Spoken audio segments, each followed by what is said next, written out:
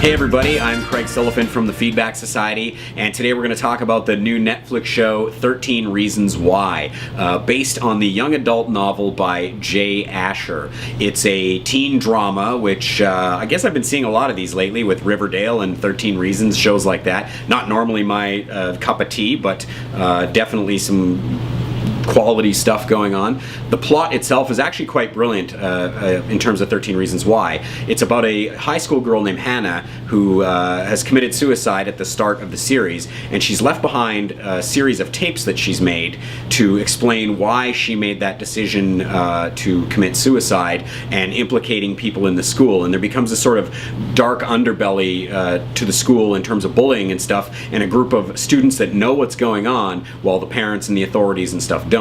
And we see this all through the eyes of a guy named Clay, who is just gotten the tapes himself, and he's working his way through them, waiting to see if he's on the tape somewhere, and he was a friend of Hannah's. So, a very neat idea, and it sort of happens in two timelines. You've got the now timeline where Clay's going through the tapes, but then the flashbacks of all the things that Hannah experienced that led her to that day.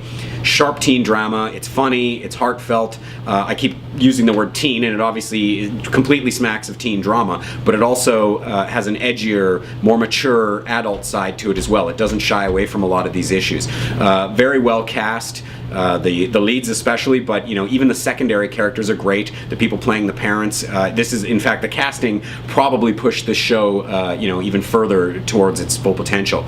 All that being said, there are some plot contrivances that kind of had me shaking my fist and yelling at the TV sometimes. One of the best examples of that is Hannah.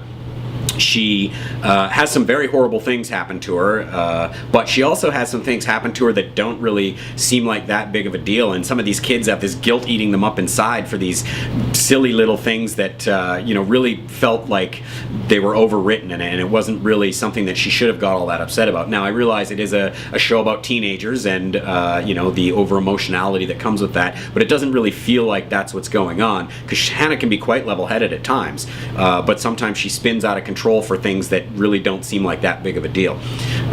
There's also some, another great example is a scene with Clay where he's listening to the tapes, he's very upset, he's talking with his friend Tony, and then they take a break from that to go get a tarot card reading from another character, and the scene feels so shoehorned in because they've got such a main plot going on in that episode, but they needed to have a little bit going on with this other character, so they kind of jammed it in there. So there are things like that in the series that kind of ankled its potential a little bit, and of course things like on-the-nose dialogue and stuff like that too, but in general it's pretty good.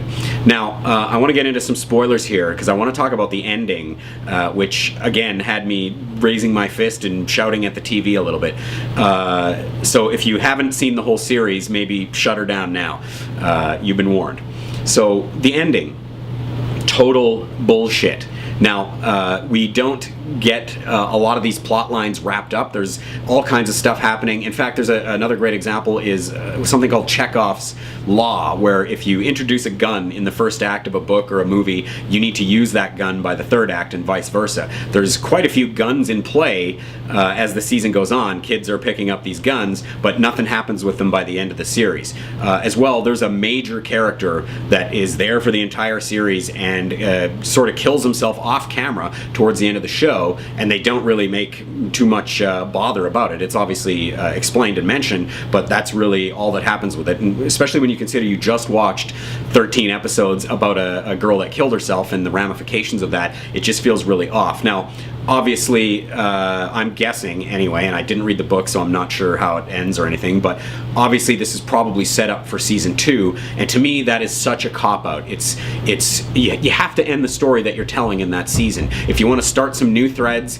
for another season, great, and maybe the death of that character could be that thing, and maybe that's what will happen in season 2, but you don't get that satisfaction. You just sat through 13 episodes of something, and you don't get the satisfaction of knowing what happens to some of these characters, the comeuppance you you want to see some of the more evil characters get, and that general satisfaction. A great example of this that done well was Stranger Things, where they had all these plot lines going on, and they wrap it all up by the end, but they start a few new loose threads that they can follow in season 2. But it doesn't wreck your enjoyment of what has come before and the investment that you put into that. So that's my kind of main problem with how 13 Reasons Why ends. All that being said, though, especially if young adult shows like this are your thing, it's excellent. If that's not quite your thing, you probably can ignore this. All in all, I would say check out 13 Reasons Why on Netflix and check out thefeedbacksociety.com.